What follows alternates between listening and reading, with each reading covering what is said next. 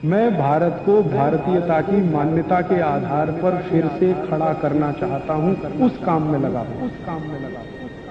एक ताजा उदाहरण देता हूं। आजकल भारत में एक खराब बीमारी घुस गई है, चिकनगुनिया। लाखों लोग प्रभावित हैं। मैं 6 महीने से गांव-गांव घूम के उसका इलाज कर रहा हूं और आपको सुनकर ताज्जुब होगा, ज्यादा लोगों को इलाज में मैं एक ही बात बताता हूं, तुलसी का काढ़ा पी लो, नीम की गिलोय होती है ना, उसको भी उसमें डाल लो, थोड़ा सूंठ डाल लो, थोड़ी छोटी पीपर डाल लो, बस ये 4-5 चीजें, और थोड़ा गुड़ डाल लो क्योंकि ये कड़वा इतना है कि पी नहीं पाओगे। इतने मात्र से 3 खुराक में बीमारी ठीक हो रही है। और जो एलोपैथी से कर रहे हैं ना, बोवेरॉन के 3-3 इंजेक्शन ठोक दो, डाइक्लोफेनेक दे दो और पैरासीटामोल भी दे दो, जो तुम्हारे पास है सब दे दो। 20-20 दिन से बिस्तर में पड़े तड़प रहे, 20-20 दिन से। अभी आज मैं आया भीलवाड़ा से, और आने का देरी का कारण भी यही है कि वहाँ 1 लाख लोग चिकनगुनिया से पीड़ित हैं। वहाँ डॉक्टर आते हैं, राजीव भाई जरा बताओ ना। मैंने कहा अपना इंजेक्शन खुद क्यों नहीं ठोक लेते? कहते हमें मालूम है इसके साइड इफेक्ट क्या है, तो पेशेंट को क्यों नहीं बताते? इतने हरामखोर हो। तुम्हें मालूम है कि इसका साइड इफेक्ट क्या है? वोवेरॉन लगाएंगे तो क्या होने वाला है? मुंह में छाले हो जाएंगे, गले में छाले हो जाएंगे, अल्सर भी हो सकता है। तुम जानते हो, फिर पेशेंट को क्यों नहीं बताते? ये हरामखोरी तुम में कहां से आ गई? अपने को इंजेक्शन ठोकोगे नहीं, उसको ठोकते जाओ। तुम्हें मालूम नहीं है ठीक नहीं होगा, फिर पैरासीटामोल देते जाओ, डाइक्लोफेनेक देते जाओ, नोवलजीन के इंजेक्शन लगाते जाओ। और दुर्भाग्य से एलोपैथी ने ये सब नाम 20 साल पहले बैन कर दिए।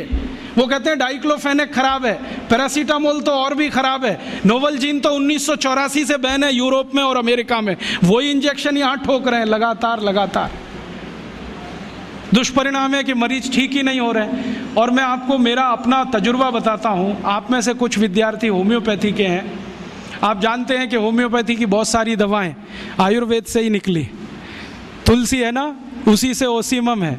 ओसीमम की 3-3 खुराक देके कर्नाटक में 70,000 रोगियों को चलता कर दिया।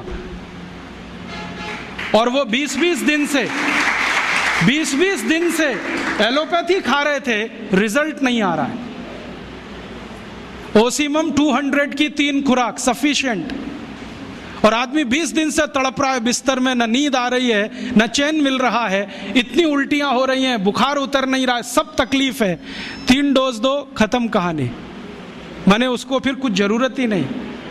और फिर आज स्थिति यह है कि कर्नाटक सरकार ने हमारे ये कैंपों के रिजल्ट देखने के बाद अपने डायरेक्टर्स और जॉइंट डायरेक्टर सबको लाइन से लगा दिया, जाओ राजीव दीक्षित के पास, सीखो उससे वो क्या दे रहा है और रिजल्ट क्यों आ रहे हैं। हमने 70,000 पेशेंट को दवा दी, 6 मरे, और उन्होंने 1,22,000 को दी, उसमें से मुश्किल से 6 बचे।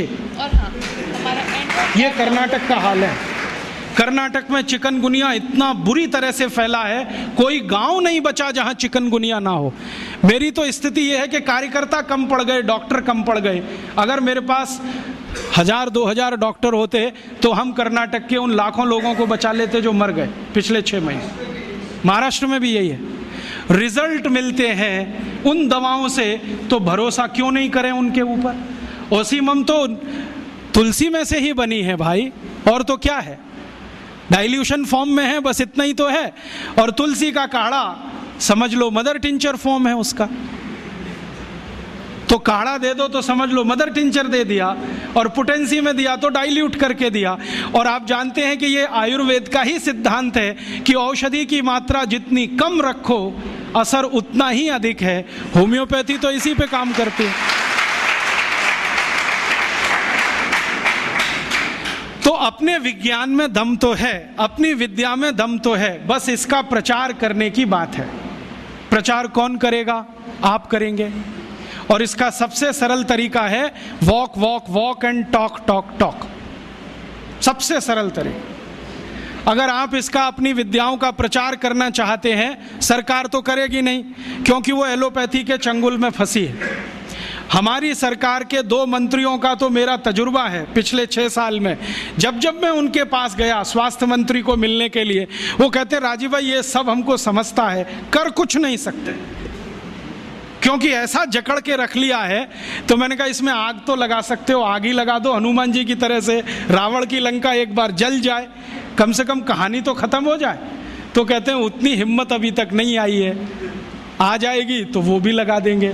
तो उनमें तो आने से रही, क्योंकि वो तो फंसे हैं अपने स्वार्थ में।